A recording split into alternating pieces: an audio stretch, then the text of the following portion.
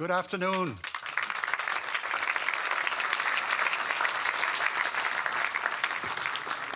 Welcome to a very exciting afternoon session of the NATO Summit Defence Industry Forum. A very special welcome to the President of the European Commission. You will talk to the room later, but we're very pleased to have you here. In these times of geopolitical tensions, this summit focuses on unity, partnership, and shared transatlantic values. We have an ambitious agenda, and this forum is an integral part of that. We also focus on rebalancing Europe's role within NATO. And we focus on innovation, learning the lessons from the brave struggle of Ukraine fighting Russian aggression. And finally, we focus on new partnerships between governments, industries, and ecosystems, including, of course, innovation. And to open this afternoon session, I would like to ask Minister Ruben Brekelmans to join us, the Dutch Minister of Defence. Please give him a warm applause. Thank you.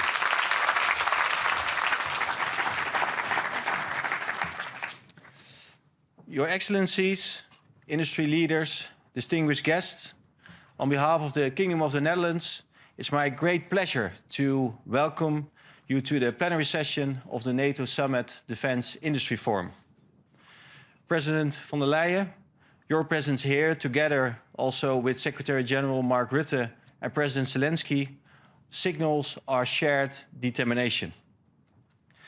Ladies and gentlemen, tomorrow marks a historic day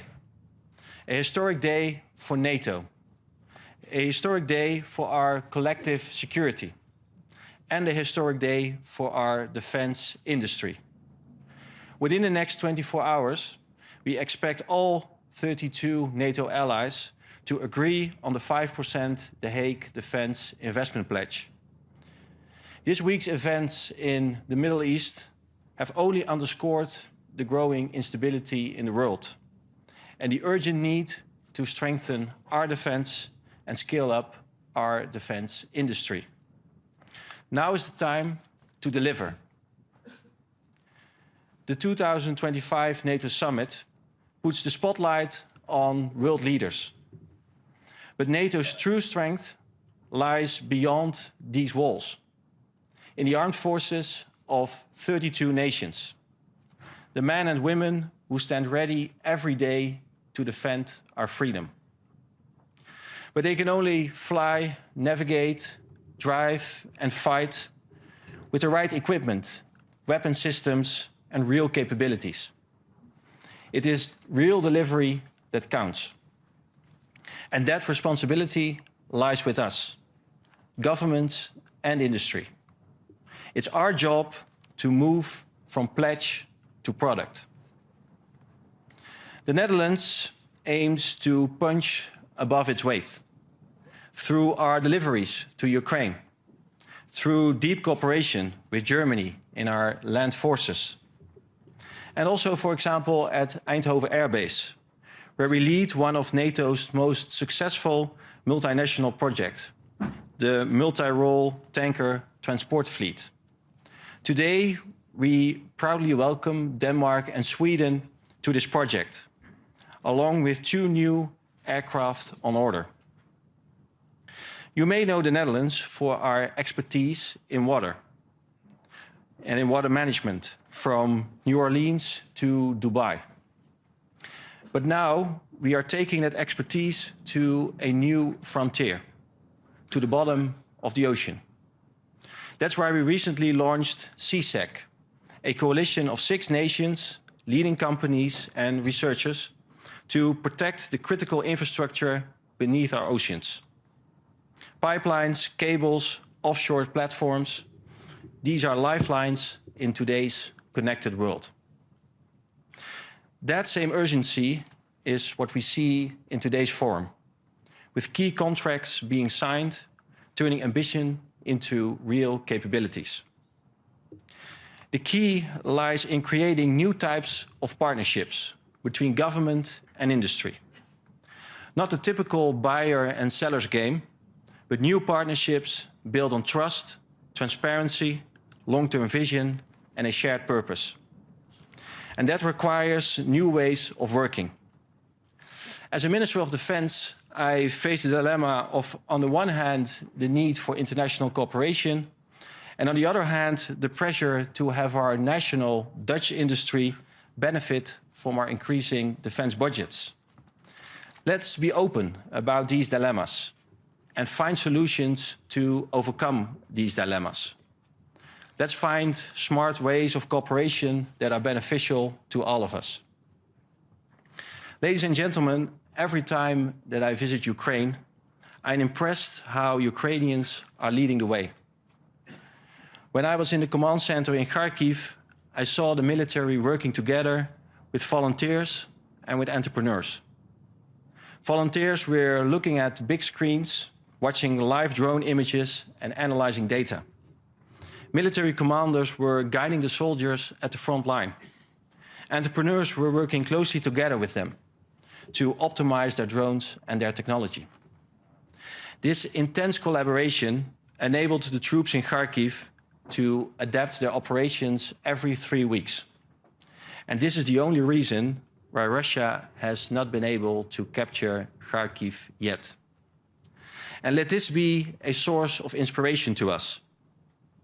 So I say to each of you, CEOs, ministers, commanders, innovators, let's reach out to each other.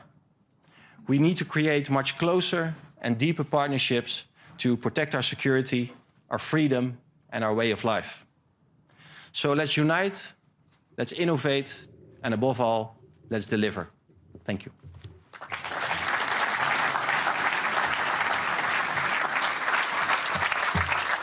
Thank you, Minister Brekelmans. You emphasized strongly the need for strong partnerships and a whole-of-society approach.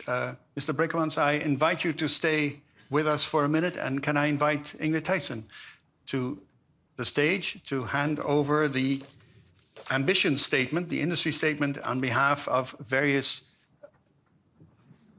communities of industry. And I would like to now invite the Secretary General of NATO, Mark Rutte, to the stage.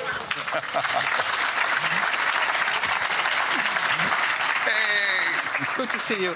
Good to see you. Welcome home, Mr. Secretary General. Absolutely. And now we have the official handover of the ambition statement. Yes, and that's exactly what this is. An ambition statement from the North American and European business community. Yeah. So it says, in short, that we are, of course, really ready to continue to contribute to the security of NATO. And therefore, I'm really proud to present this to you on behalf of the Canadian Chamber of Commerce, Business Europe, the US Chamber of Commerce, and of course, my own Confederation of Netherlands Industry and Employers. Yeah. Well, thank you. There you go. So much. This is huge. Great. Thank you. Now, of course, I will keep this the rest of the day. It's very easy to... Put it on your back, maybe. Yeah, we can put it... Yeah. We will make a miniature version of this for you, exactly. so you can carry it with you all the time. I put it here, that's maybe... Thank you very much, Ingrid Thijssen, for handing over this statement. Thank you very much, Minister Brekelmans. Mr. Secretary General, can I invite you to address the forum? Yeah. Well, thank you for that special moment, Ingrid, and thank you for those inspiring words, Minister Brekelmans, dear Ruben.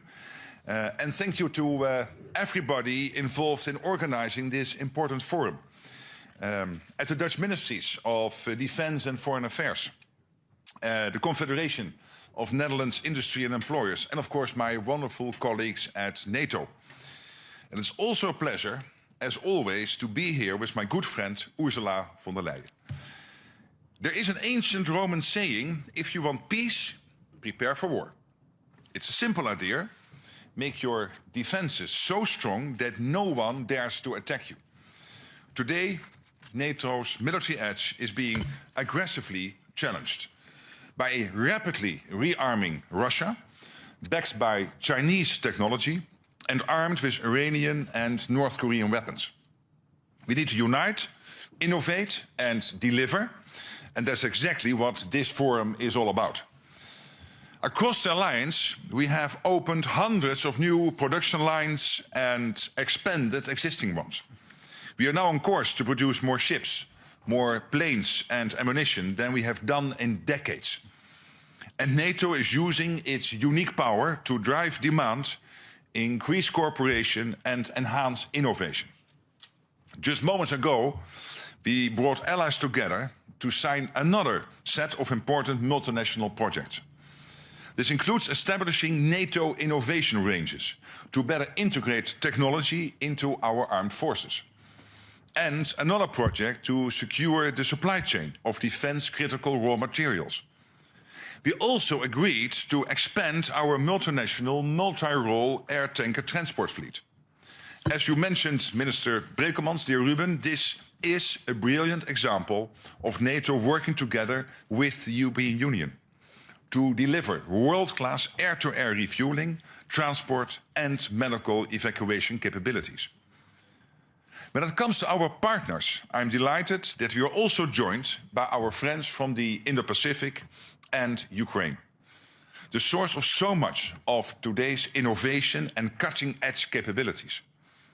And I welcome the fact, dear Ursula, that Europe is really stepping up. The Readiness 2030 plan promises to unleash up to 800 billion euros for defense. There's no defense without a strong defense industry. And there's no European security without a strong transatlantic bond. So we need to bring down barriers and encourage truly transatlantic defense cooperation. Only Europe and North America together can rise up and meet the challenge. And of course, this includes working with Ukraine, an industrial and innovation powerhouse. And let me welcome the news out of London yesterday of a massive British investment in Ukraine's defense industry, plugging Ukraine's drone producers directly into the British industrial base. This is all great, but we need to do more, we need to do it better and together, and we need to do it now. It is simply unthinkable that Russia, with an economy 25 times smaller than NATO's, should be able to outproduce and outgun us. We must spend more to prevent war. We must win this new war of production. That's what this summit is all about. Allies have agreed an unprecedented uplift in our capability targets. So we now know exactly what forces, resources and capabilities each ally needs to provide. This will require a quantum leap in our collective defense. But I know that when there is a will, our world-class industries and entrepreneurs will find a way. This will also require bold decisions from our political leaders. And that's what we will do at the summit tomorrow, with an ambitious new defense investment plan to spend 5% of GDP for defense.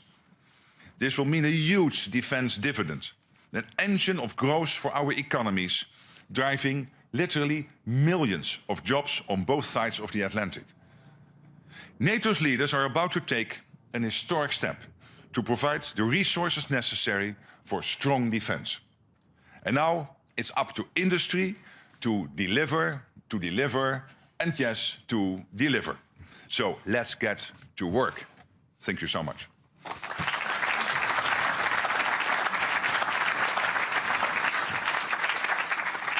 Thank you, Mr. Secretary General. Thank you for emphasizing the urgency of the challenge, but also that we can actually achieve the challenge of transatlantic partnership, the stronger role of the EU, the partnership with Ukraine.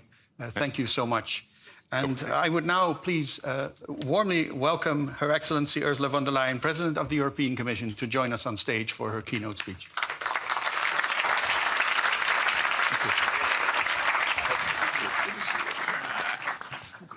Thank you. Secretary General, dear Mark, Minister Brekelmans, thank you, first of all, for bringing us together here in The Hague. Ministers, Excellencies, ladies and gentlemen, dear representatives of the defense industries, I'm so grateful for this opportunity to exchange with you. Because we all know that the future of Europe, yes, is being written on the front line in Ukraine, but not only. It is also being written in your factories. In record time, you have managed to open new lines and step up production. You're adapting to the new reality of a full-scale war right here on European soil. And just like your industry, all of Europe is facing a changing international landscape. As we've just heard, rightly so, the security architecture that we relied on for decades can no longer be taken for granted. It is a once-in-a-generation tectonic shift. But in recent months, Europe has taken action. Action that seemed unthinkable just a year ago. We set up the Rearm Europe plan to mobilize indeed 650 billion euros in defense investment over the next 4 years. And in addition, in just 4 months, we created a new financial instrument, we call it SAFE, with 150 billion euros in loans for joint procurement. So overall, as you said, Readiness 2030, 800 billion euros over the next 4 years to be invested in defense. Last week, I think also important, we proposed a simplification omnibus to radically simplify and thus speed up our defense investment. And we signed by now 8 defense and security partnerships with countries across the world, the latest of them actually yesterday with Canada. The Europe of defense has finally awakened. Tomorrow, the summit will set indeed historic new spending targets for NATO allies. But how we invest is just as important as how much we invest. Russia's full-scale invasion of Ukraine has changed warfare. On the one hand, it has consumed more hardware than any other war. But on the other hand, battles have been won and lost because of software, jamming systems, and artificial intelligence. So as we replenish our stocks, we must also modernize our legacy systems and cater for new technological needs. This is vital for credible deterrence, and the European Union has an important role to play here. While NATO sets the standards and the capability targets for allies, our union can help connect the dots between different industries, between civilian and military, and between NATO and non-NATO countries. And let me set out 3 examples where I think our union's contribution is essential. The first one, we can help bridge the gap between primes and startups. The war in Ukraine has shown how important this is. Tech startups can offer countless solutions to challenges that emerge instantly on the battlefield. And this is why we have set up a Defense Innovation Office in Kyiv, because we want to learn from Ukrainians' battlefield experience. But innovative startups inside our union can also play an important role. Since the start of the war, investment in European defense tech startups has increased by 500%. But we still lack funding for the critical stage from the startup to the scale-up. We must get better at this. We lose too many startups at the beginning. Our startups must be able to grow and to grow here in the European single market. We need to identify potential unicorns proactively and channel more capital towards them, both from public and private investors. Our continent is home to so many innovators and pioneers.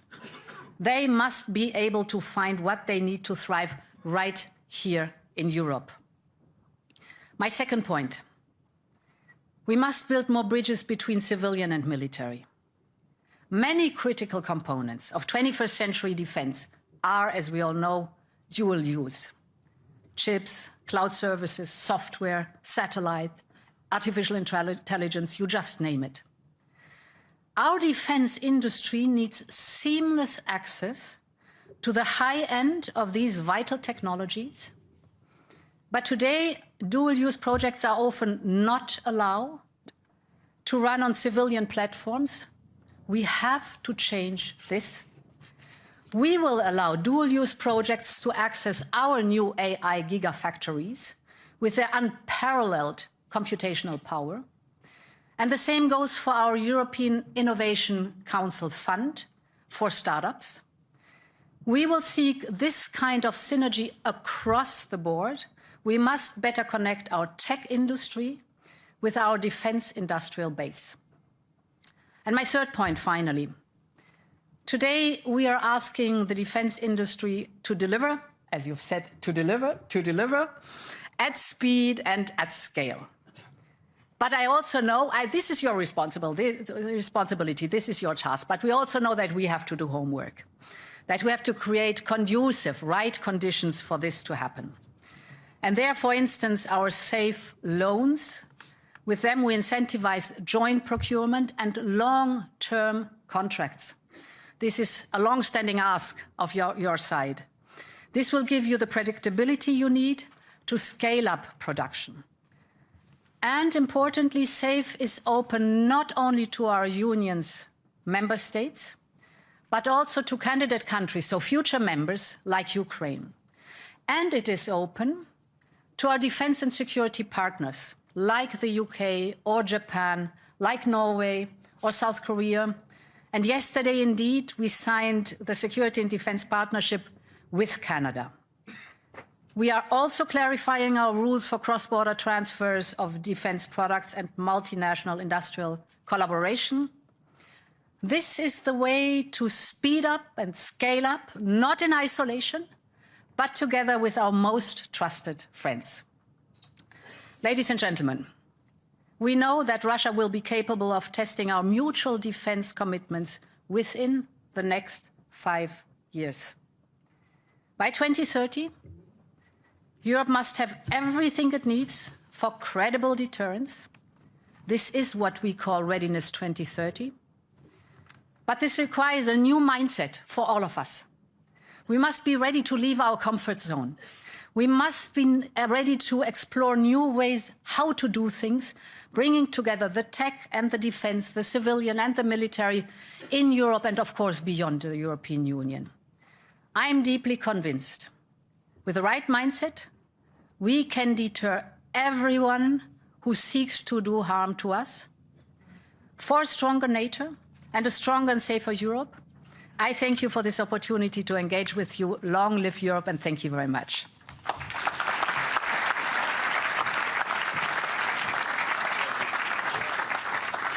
Thank you very much, President von der Leyen, for emphasizing the substantial role of the EU on security, the substantial support for Ukraine, and the substantial role in scaling up defense production. We will now have a panel on EU-NATO synergies, and it will be moderated by Monica Sidianho, Director of the Klingendahl Institute for International Relations. Thank you, Koen. And Your Excellencies, thank you so much for your clear and very concrete directions in your speeches. Having the leadership of the EU and NATO side by side on this platform is a very clear political signal. So, Madam President, why is it so important that your organizations work together? So, we've spoken about it many times, looking at this room. Let's take the perspective of a member state or an ally. Every country has one single set of forces. And then it's a political decision to send them into NATO operations or European Union missions, United Nations missions, or the coalitions of the willing. So from this angle on, one single set of forces, it's of utmost importance that we work very, very closely together, that in any kind of theaters, these forces can work together and interoperability is given. Everyone here in the room knows how important interoperability is, and that it's not so easy to make it happen with the industrial structure that we had so far. So this is something where we really have to work on. The second reason why it is so important that we work together is that the modern hybrid threats do not differentiate between external and internal security or threats. Yeah. So whether it is cyber attacks or it is the sabotage we see, for example, in our infrastructure, but also the traditional warfare, but also the electronic warfare that we see. We have to work extremely closely together to make sure that we are able to deter these threats and to work against them. So 2 good reasons why NATO and the European Union should work closely together, not to speak of military mobility. All these topics play a big role. I was just mentioning the omnibus, so the simplification in our rules. For example, permitting rules, you know how important that is and how cumbersome sometimes the permitting process is. Now we change this, we reduce the obligation, the permitting process, we reduce the time for permitting. Sounds very technical, is of crucial importance for you. And this is a European Union responsibility, but of course it helps us, but it also helps you. Absolutely. So we are as one. Yeah. So we know the why, and you have stressed the importance of NATO-EU cooperation for years. How have the organizations stepped up this cooperation more recently? Well, of course, for NATO, the EU is our essential partner. There's no doubt. And when I came into this office in October, one of the first things I did was grab the phone and call the President of the European Commission, Ursula von der Leyen, and we had lunch. And basically we said, we have to make sure that this works. Because there are risks. Let's be honest. The EU is an organization based on unanimity in many cases. NATO is completely based on unanimity. So you need the 27 in the EU, the 32 in NATO, to come to agreements. And it is not always easy, and then sometimes that creeps into the relations between the officials of both organizations. We said that will never happen.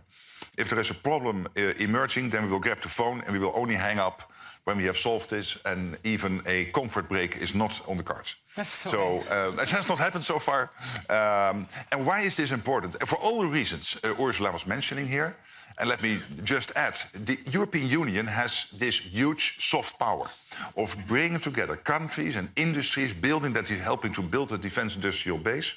NATO, of course, focusing very much on the hard stuff of capabilities and standardization. And this is a total fit. And the good thing is, with you at the helm of the Commission, with Andrus in the Commission, with Kaja Kallas, with Antonia Costa, we have people now in the senior leadership in the EU who all have a background to understand why this is important. Next to me is sitting the former defense minister of Germany. So, you don't have to explain to her why this is important. Indeed, I sat for 5 years in NATO sessions. Exactly, and almost. The good part is what you just rightly so said. Excellent cooperation starts with the leadership. So you know the European Union by heart too. 111 summits, I would say. Wow. Yeah. That's amazing. World record. The fact that you are coming to our college, that you are inviting commissioners to the NAC speaks volumes.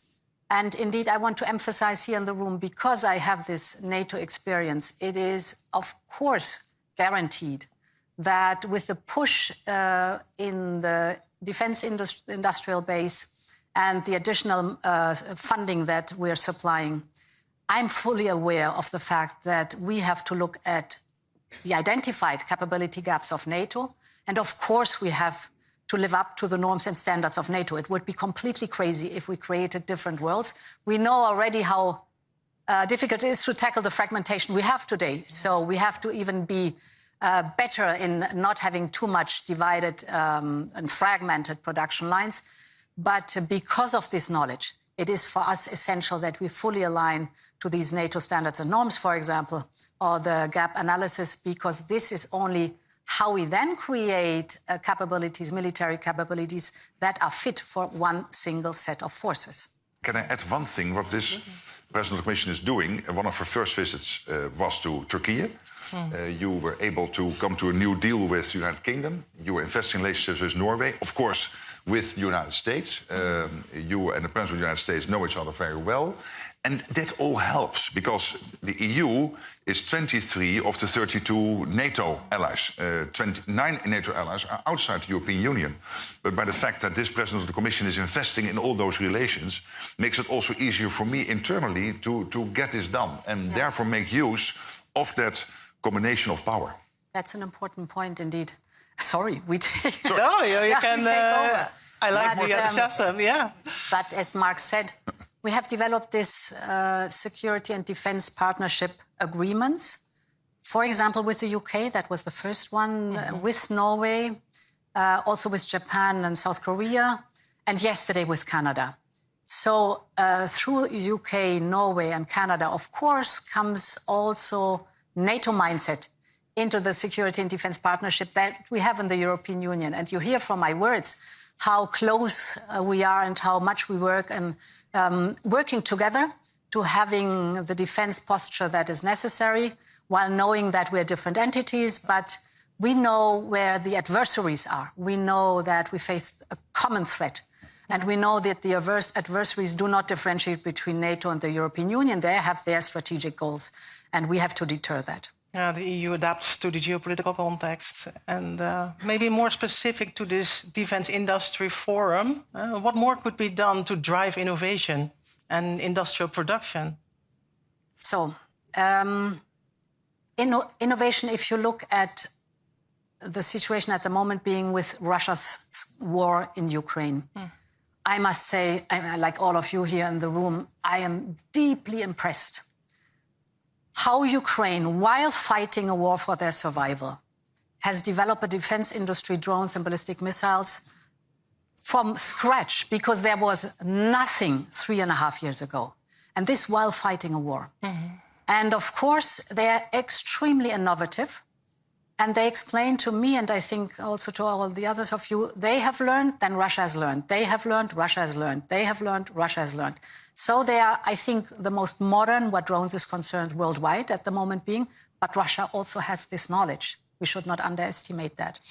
So therefore, first point, our innovation office in Kyiv is there that we learn from Kyiv what it's all about. That's one part. Then in general, we have brilliant startups. We have talented people, fantastic minds here in the European Union with super startups. But then we see that this scaling up is difficult. Here in the European Union, it's mostly access to capital and sometimes cumbersome procedures in the single market that is not single enough, but fragmented. So what we do at the moment, BIG, specifically create, we call it the Savings and Investment Union, which is a deep and liquid capital market, essential for our startups. And to create, for innovative startups, a so-called 28th regime, so that they have one single regime, legal regime to look at when they want to grow and scale up in the European Union. And the third point is indeed the partnerships we were just addressing. These partnerships, of course, are also important for the strategic depth we need. So these are topics or these are work strands that you can use to boost innovation. Thank you for those clear examples. And Mr. Secretary General, what main barriers do you see? And how could the organizations cooperate to optimize?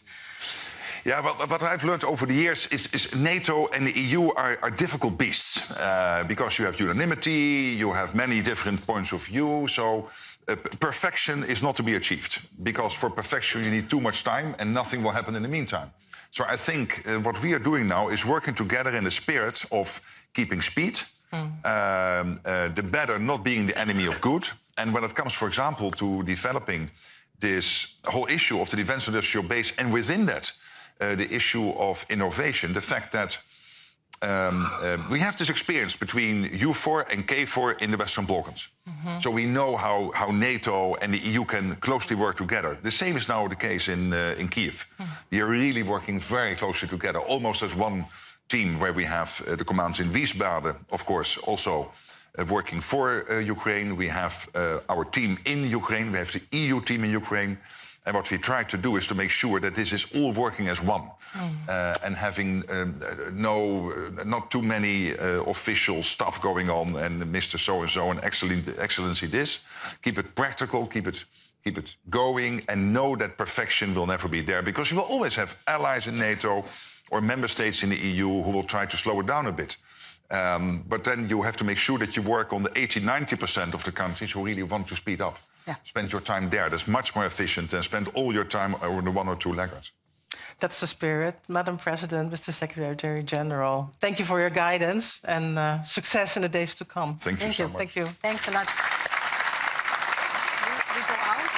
have no idea. I have no idea. I think we go out. We now go out. Yeah, we go out? Okay. Is Zelenskyy coming? He's coming. But We stay here? Come on, please. We stay here. Yeah. We stay here.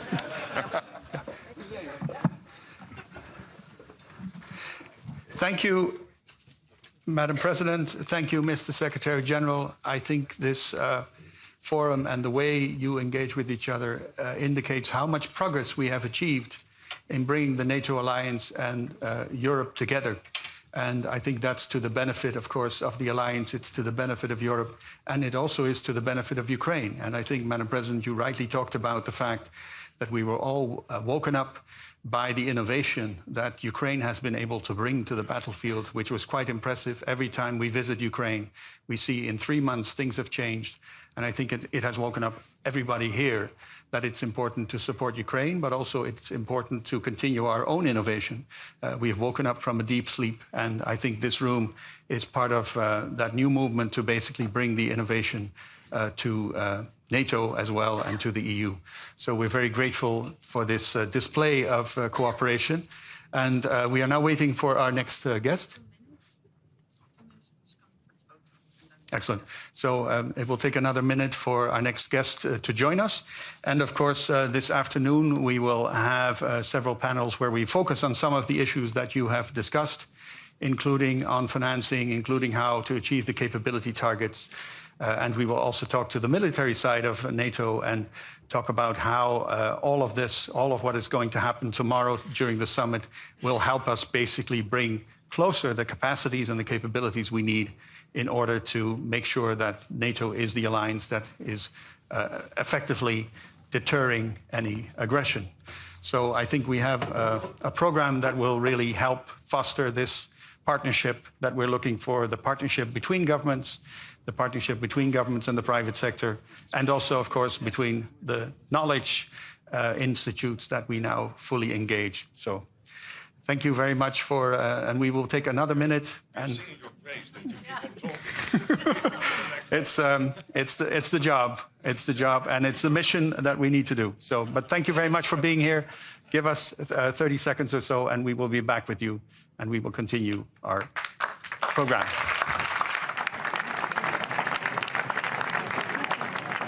AI generated.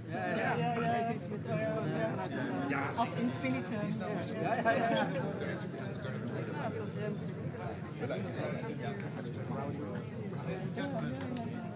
Can I please welcome to the stage, it's an honor to announce President Zelenskyy, and can I ask the Secretary General and the President of the European Commission to come to the stage.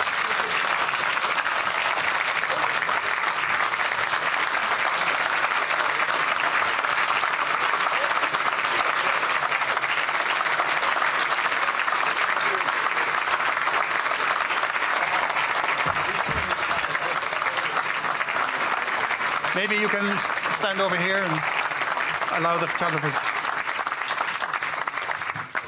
Well, no. Now it is you in the middle. Yeah. So, and now? Photo or video? Photo. But you have a whole speech there. I think, the lectern is yours. So I will go? You will go. And Mr. President, can I invite you to address the room? Yeah. Thank you. And we go off again. Thank you. That's all. Thank you so much for being here. Please. Thank you very much.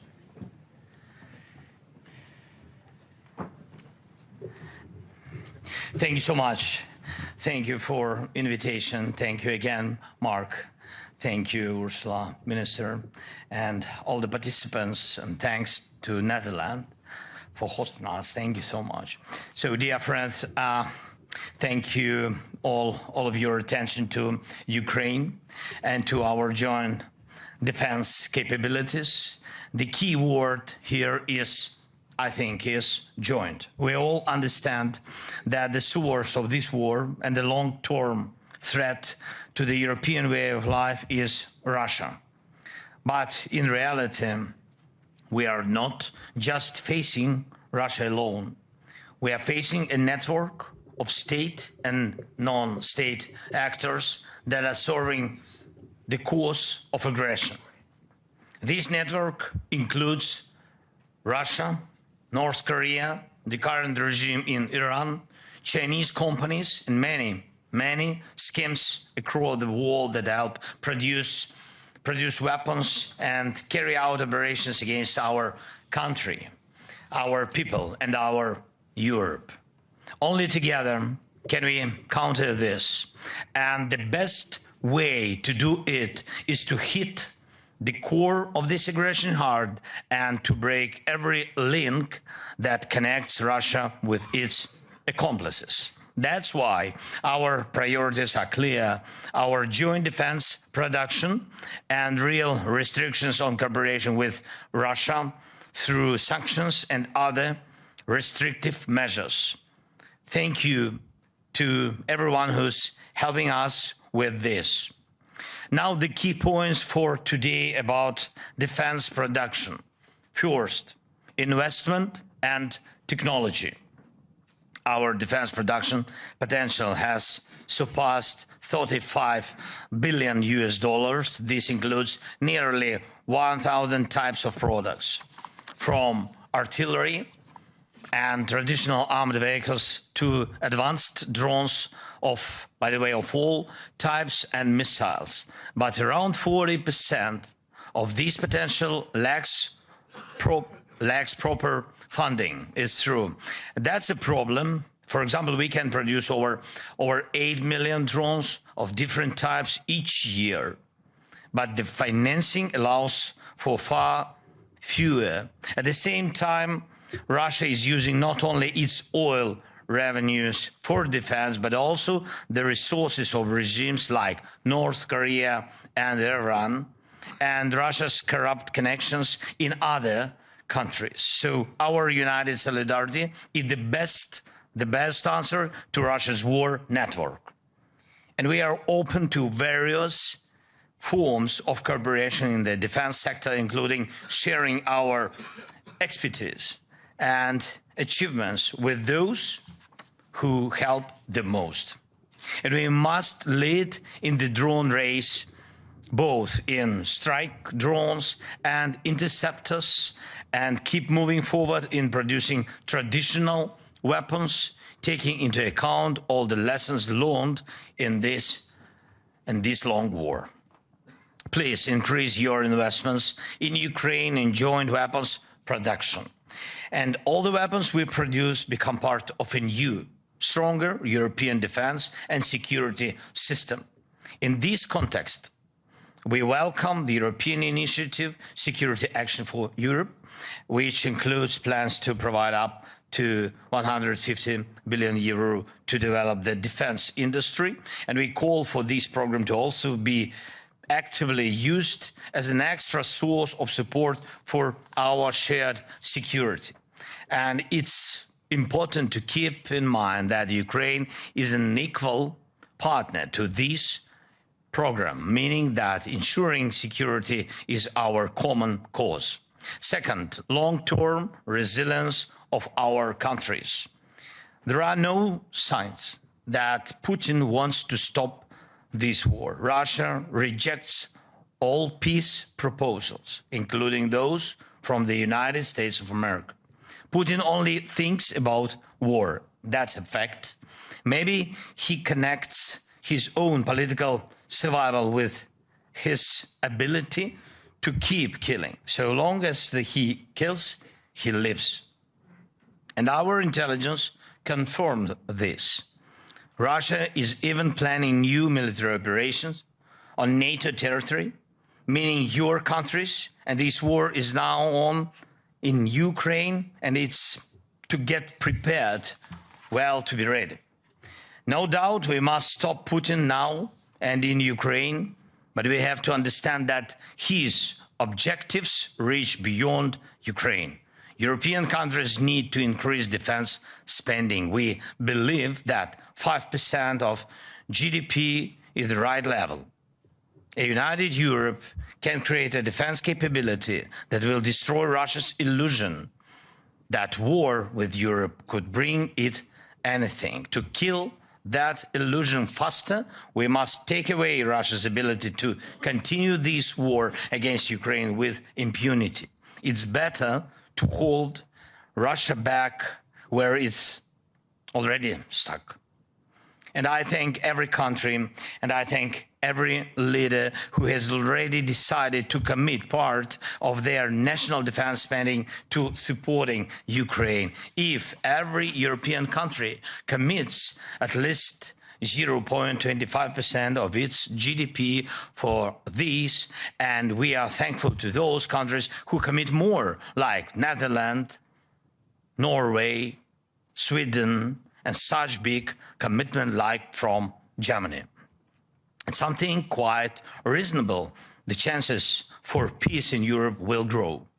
Third, please make sure your countries and your companies are not helping Russia or its bodies in any way. This is crucial, really. And there is no significant Russian weapon today that is produced without components, without equipment or materials from other countries, sadly, including some from Europe and NATO. Yes, of course. And this must stop. Such components can be found in every Russian missile, in most of their drones, and in military vehicles. And it's not just China. Also, Taiwan and some of these parts come from the European countries and from the United States, and every single component or machine tool delivered to Russia's defense sector helps prolong the war and is a crime against peace. Every scheme that helps them build Shahed drones or any other tools of killing is not just aiding a war against us, it's a threat to you and to the way of life that millions in our countries value deeply. Please, let's make sure that our defense potential and the potential of our partners works for our peace, not for Russia's madness. Thank you. Slava Ukraini. Thank you so much.